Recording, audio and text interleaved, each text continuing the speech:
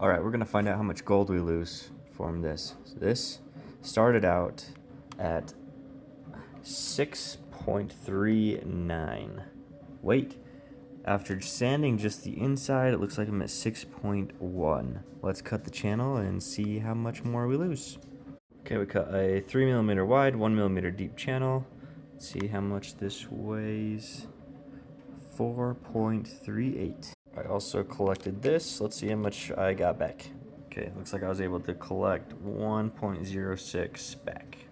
All right, so we got 6.39 starting, 6.1 after sanding, 4.38 after our channel, collected back 1.06.